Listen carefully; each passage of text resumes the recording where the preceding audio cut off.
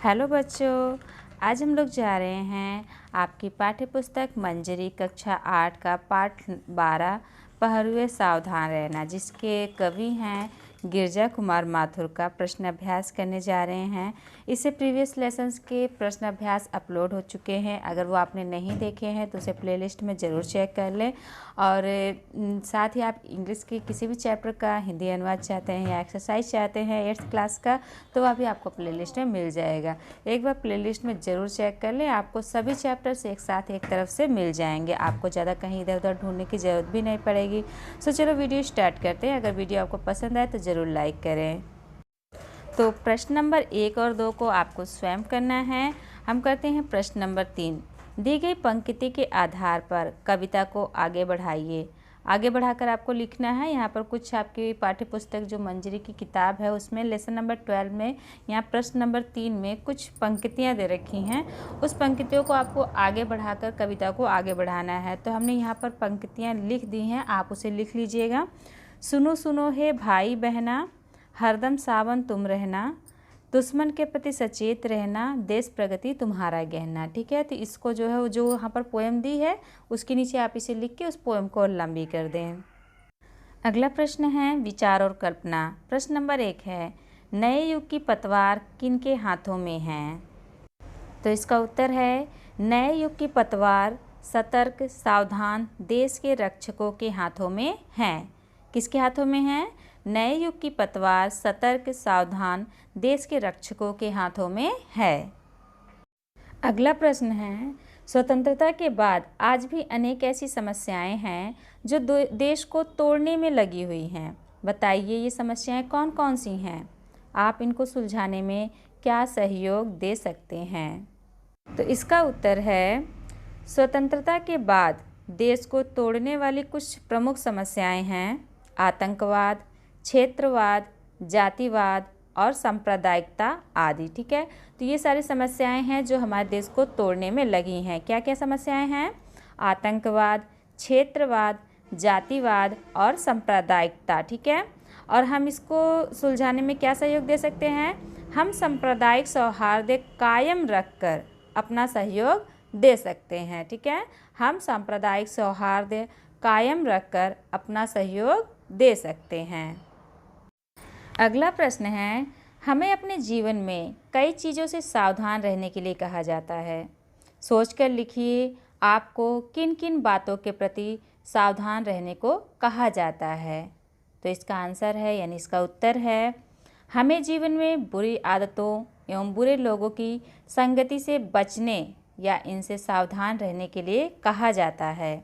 हमें स्वयं के संसाधनों से संतुष्ट रहने के लिए एवं किसी भी प्रकार के लालच से बचने के लिए कहा जाता है।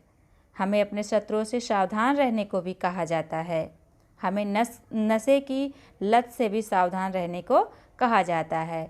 सो इन सब बुरी आदतों से हमें दूर रहना चाहिए ताकि हम अपना एक अच्छा सा जीवन व्यतीत कर सकें। ठीक है, अगला प्रश्न है कविता से।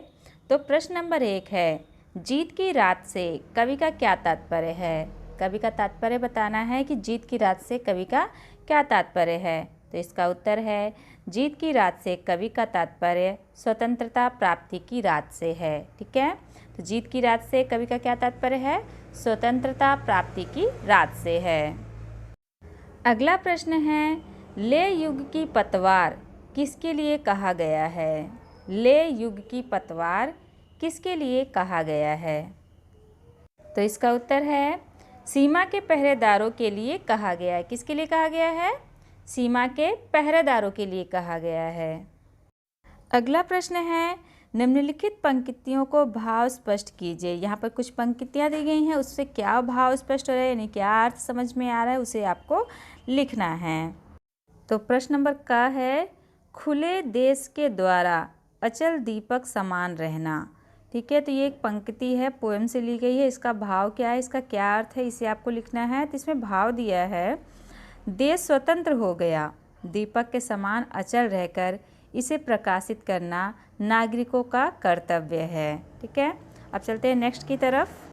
नेक्स्ट प्रश्न है क्योंकि नहीं मिट पाई दुख की विगत सांवली कोर। तो इसमें भाव है पराधीनता के समय में हुआ देश का शोषण तथा अभाव और हानि दूर नहीं हो पाई है। जब हम अंग्रेज़ों के गुलाम थे तो उसमें हमारे देश का बहुत शोषण हुआ था, जो आज तक समाप्त नहीं हो पाई है।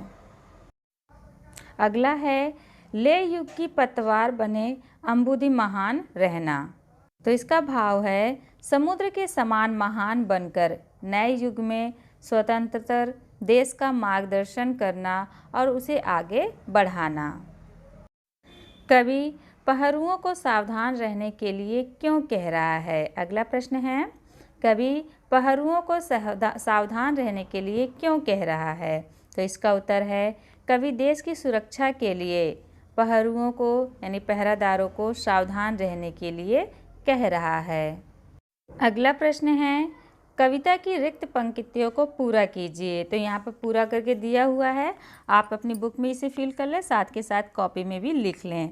जैसे ऊंची हुई मशाल हमारी, आगे कठिन डगर है, शत्रु हट गया लेकिन उसकी छायाओं का डर है, शोषण से मृत है समान, कमज़ोर हमारा घर है, किंतु आ रही नई जिंदगी यह विश्वास अमर है। ठीक है, इस तरह से आप इसे जो है कंप्लीट कर लें, क्योंकि ये बुक से ही आपके दिया हुआ है पोएम। अगला प्रश्न है, भाषा की बात। प्रश्न नंबर 1 है, दीप्तिमान में दीप्ति शब्द में मान प्रत्यय जुड़ा है। ठीक है, जो शब्द पीछे जुड़ते हैं उसे प्रत्यय कहा जाता है। मान, मति, वान, वति के जुड़ने से संज्ञा शब्द विशेषण बन जाता है। ठीक है, तो जो शब्द संज्ञा होती है उसमें मान, मति या वानवती जोड़ने से वह विशेषण बन जाता है। नीचे लिखे शब्दों में मान, वान जोड़कर नया शब्द बनाइए। ठीक है, यहाँ पे कुछ नीचे शब्द दिए गए हैं जिसमें आपको मान और वान प्रत्यय जोड़कर नया शब्द बनाना है।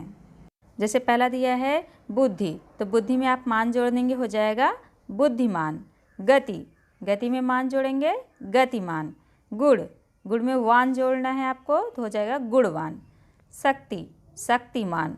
रूप, रूपवान। ठीक है, तो इस तरह से मान और वान प्रत्यय जोड़ के आपको नए शब्द बना लेने हैं। इसे आप अपनी बुक में फिल कर लें, साथ के साथ कॉपी में भी नोट कर लें। सो आपका ये इस पूरे चैप्टर का फुल एक्सरसाइज था। आई होप कि वीडियो आपके लिए हेल्पफुल होगी। अगर पसंद आए तो ज़रूर लाइक करें। So it's enough for the day, we will meet again in next video. Thanks for watching this video.